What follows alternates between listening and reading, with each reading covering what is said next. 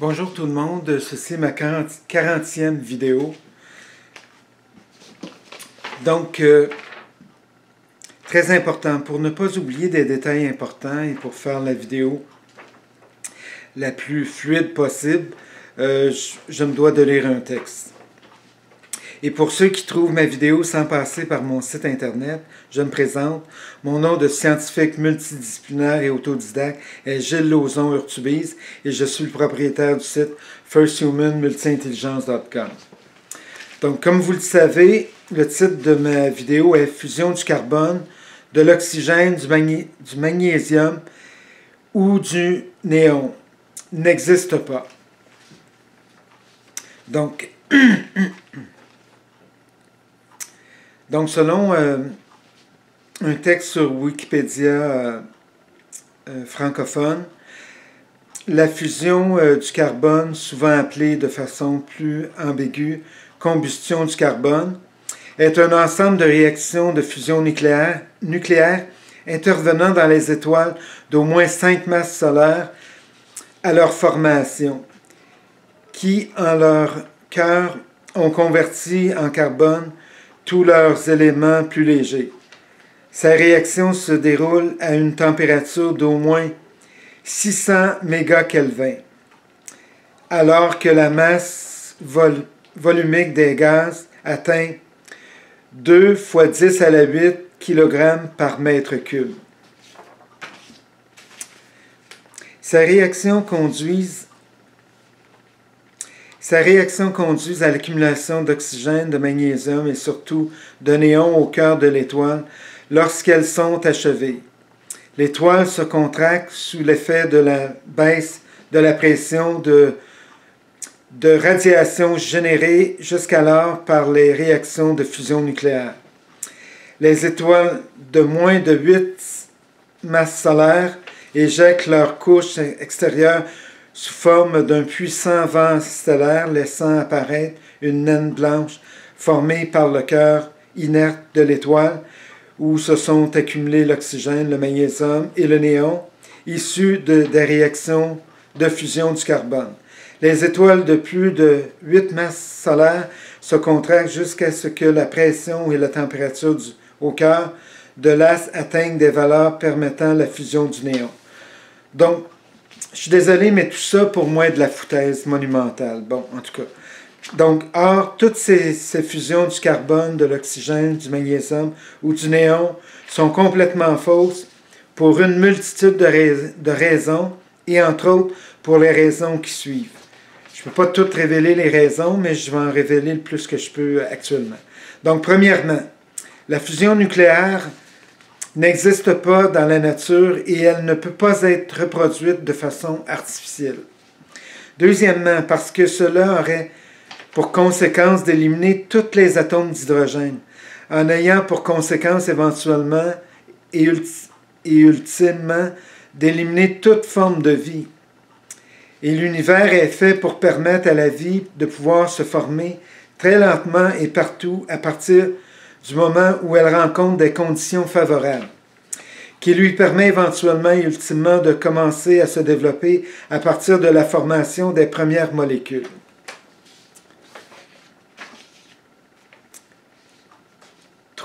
Troisièmement, pour beaucoup d'autres raisons que je divulguerai après avoir déposé mon premier brevet pour mon premier vaisseau spatial extraordinaire de première génération et peut-être après mon troisième brevet pour un troisième vaisseau spatial extraordinaire de troisième génération.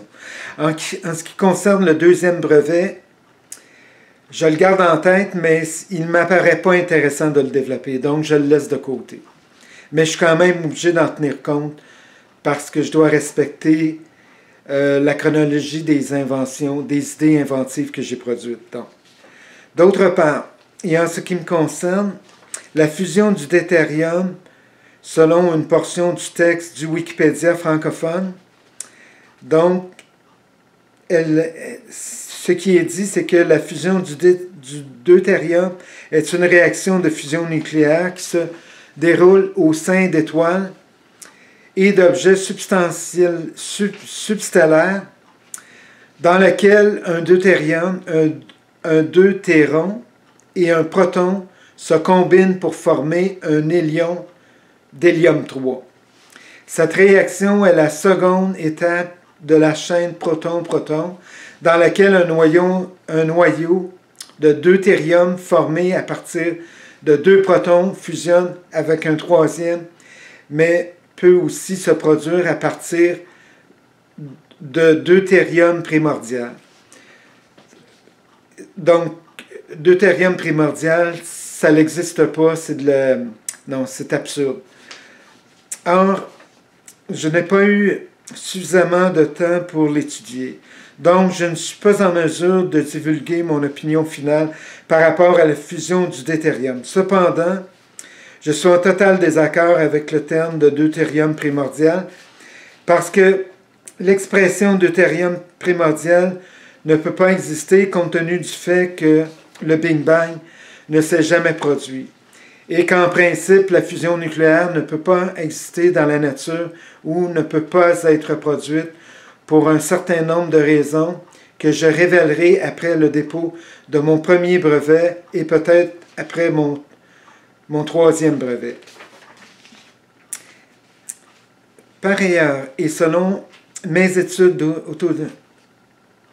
résultats d'études autodidactes, qui sont en grande partie en astrophysique et un peu en chimie, de seulement 5 ans et 8 mois, et pendant lesquels j'ai réussi à inventer et ou produire entre 50 et 100 théories ou plus en astrophysique. Ces études m'ont mené à inventer et ou produire une quantité suffisante de théories pour réussir à décoder le fonctionnement de l'univers à l'échelle macroscopique et pour réussir aussi à expliquer l'origine de tous les objets ou presque, ainsi que leur mode de formation, leur mode de fonctionnement et les circonstances ou conditions qui les mènent à l'une ou l'autre des différentes morts possibles. Mais que je révélerai seulement après le dépôt de mon premier et peut-être de mon troisième brevet. D'autre part, mon imposante théorie du fonctionnement de l'univers à l'échelle macroscopique, elle doit comporter quelque part entre 3000 et 6000 pages comme celle-ci, ou plus de documents, donc, et avec le même type de petits caractères.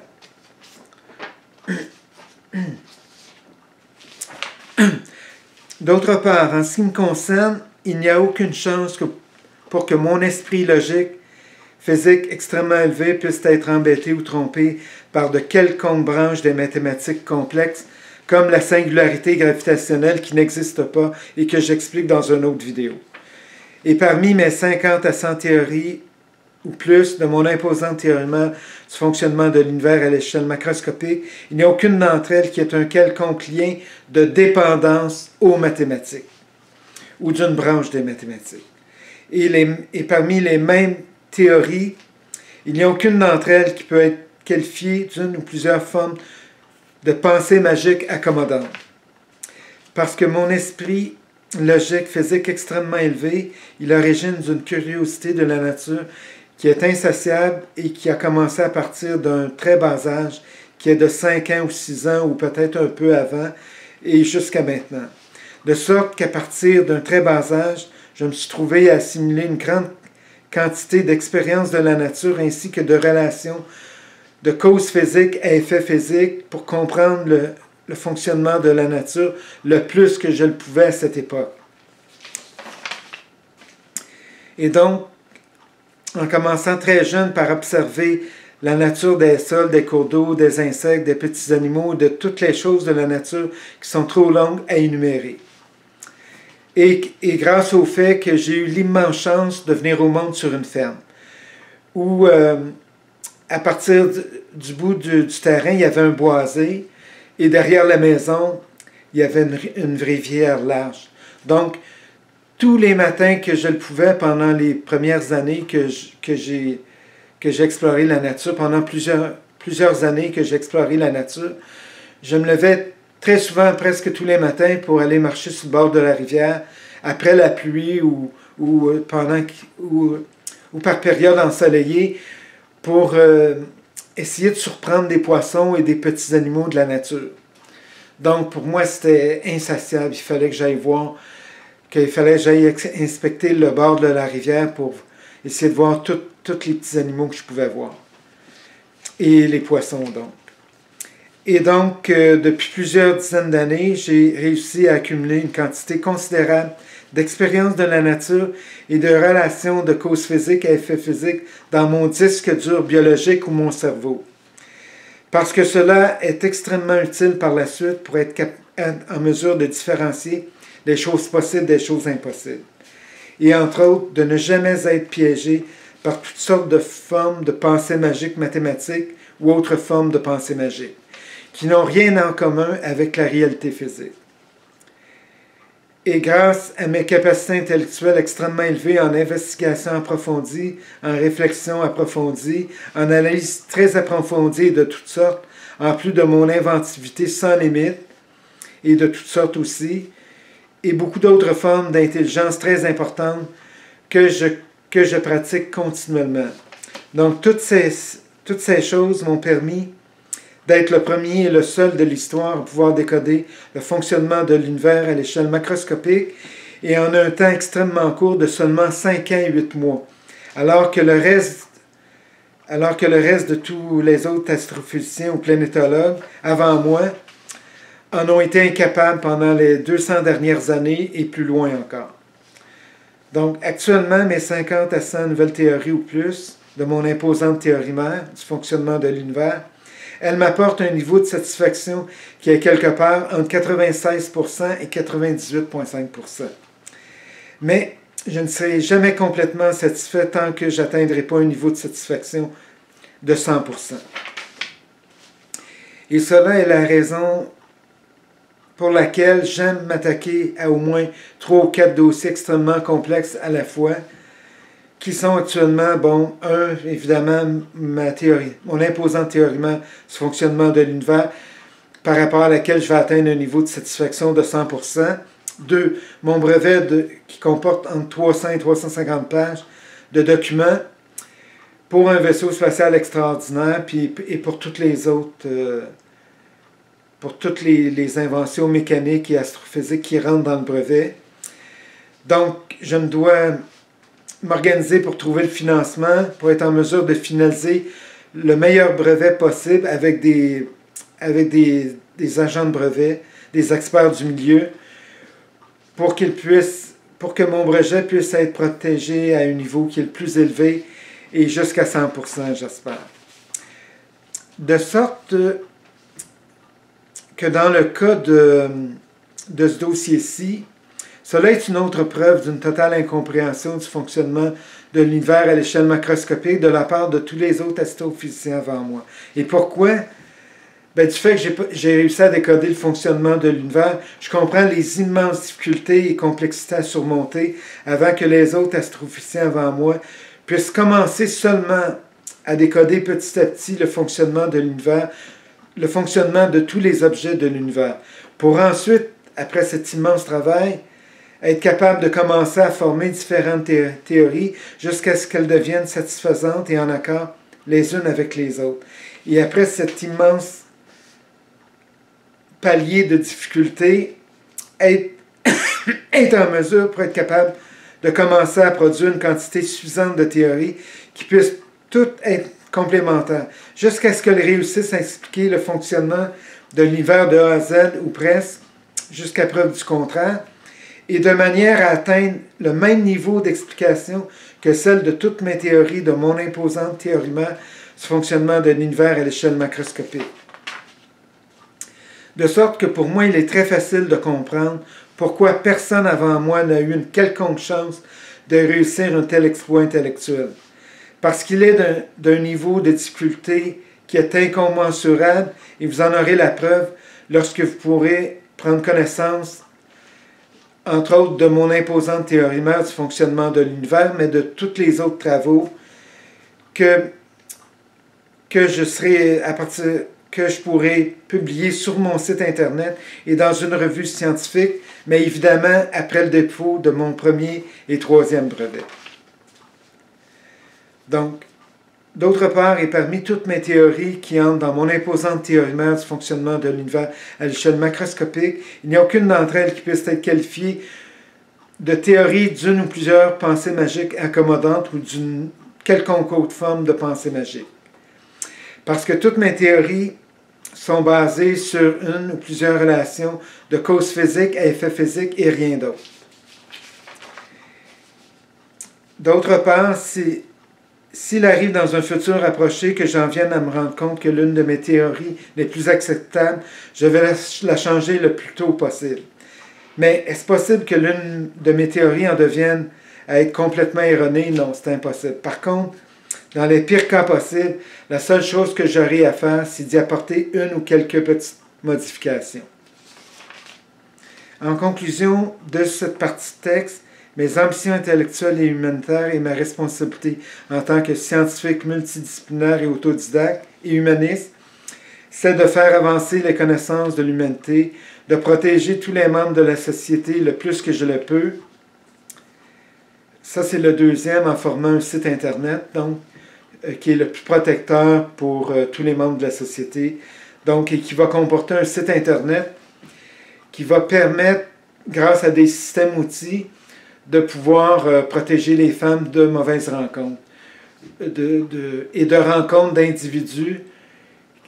Et grâce aux systèmes outils, ces systèmes outils-là vont pouvoir dire aux femmes qui veulent rencontrer un homme, qui sont ces hommes, et qui l'homme prétend être, et lorsqu'elle rencontre cet homme-là et qu'elle se rend compte qu'il agit différemment de ce qu'il a prétendu antérieurement, mais à ce moment-là, ça va allumer des lumières rouges et ça va le mettre en garde pour éviter de poursuivre une telle rencontre.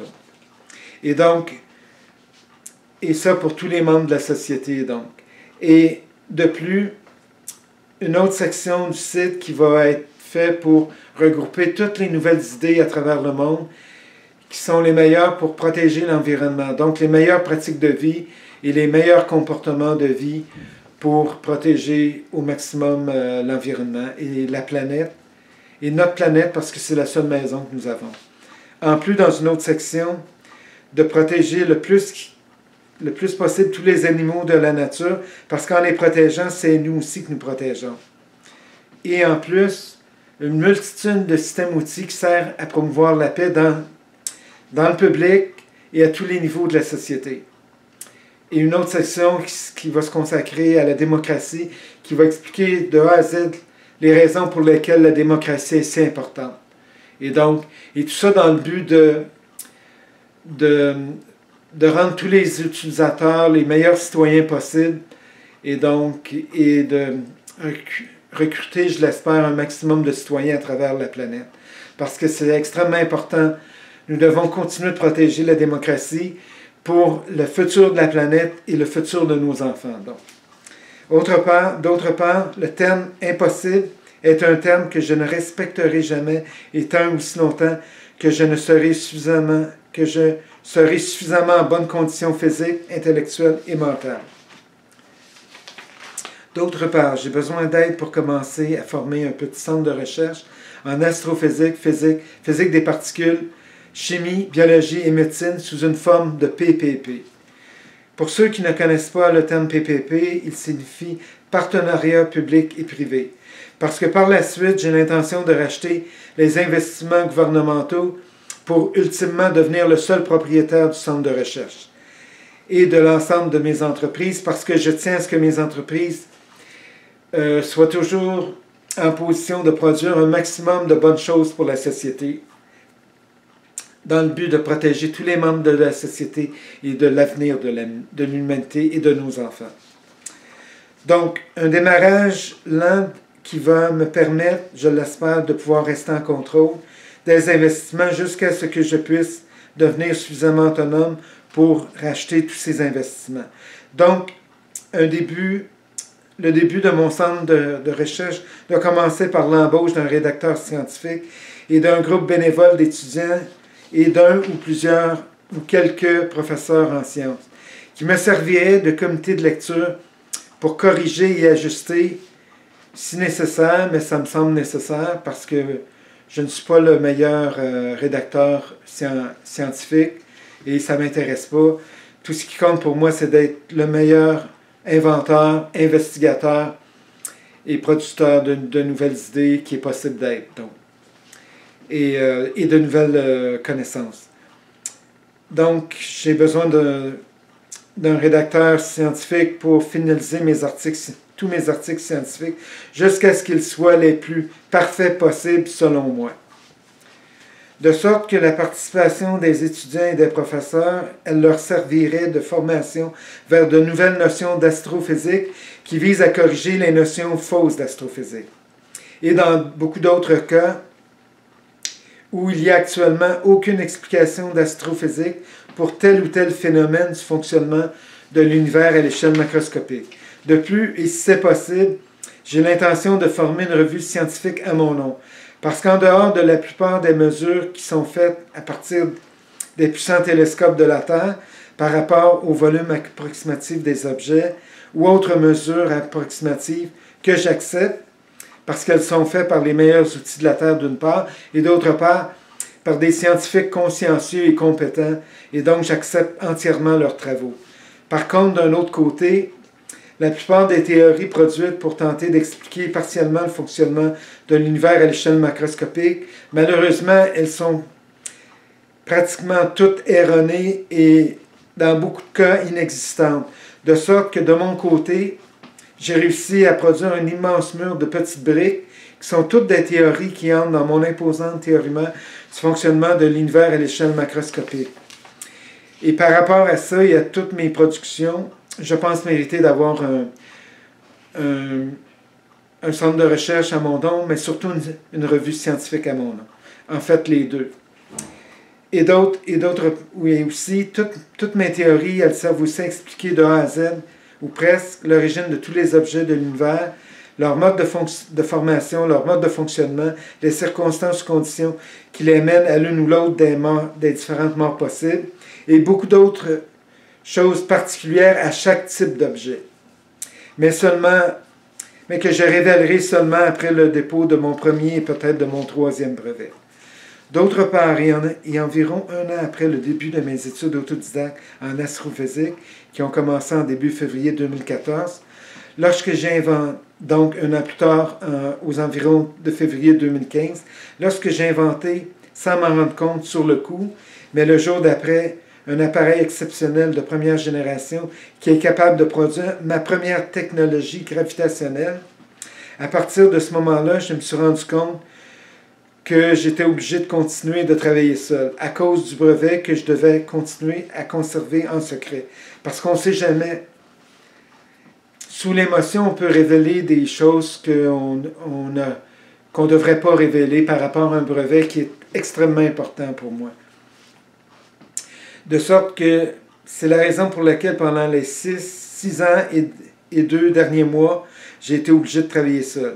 Mais maintenant, ce n'est plus le cas parce que j'ai complété toutes les parties qui renferment mes inventions en astrophysique et mes inventions mécaniques en physique dans mon brevet de 300-350 pages. Donc, qui vont servir à construire mon vaisseau spatial extraordinaire de première génération, ainsi que celle de mon appareil exceptionnel de première génération qui est capable, après avoir continué à travailler, de produire mes 3 premières, pas seulement la première, mais les 3 premières technologies gravitationnelles. Entre-temps, il est peut-être possible pour moi de décider de breveter mon appareil exceptionnel de 3e génération qui est capable de produire les 10 technologies gravitationnelles extraterrestres pour un vaisseau spatial extraordinaire d'une 3e génération que j'ai inventé il y a seulement un an, il y a de ça une semaine ou deux. Donc, c'est une invention récente, mon 3e brevet. Donc, en conclusion de cette partie de texte et de vidéo, si j'avais pu travailler pendant les 6 ans et 2 mois derniers avec des collaborateurs d'un centre de recherche, il est évident que j'aurais inventé et ou produit beaucoup plus de choses nouvelles, inventions, théories, etc. Donc, merci d'avoir vu ma vidéo et bienvenue à ma prochaine vidéo qui va révéler mon opinion par rapport à un autre sujet extrêmement complexe de l'univers. Donc, merci et au revoir.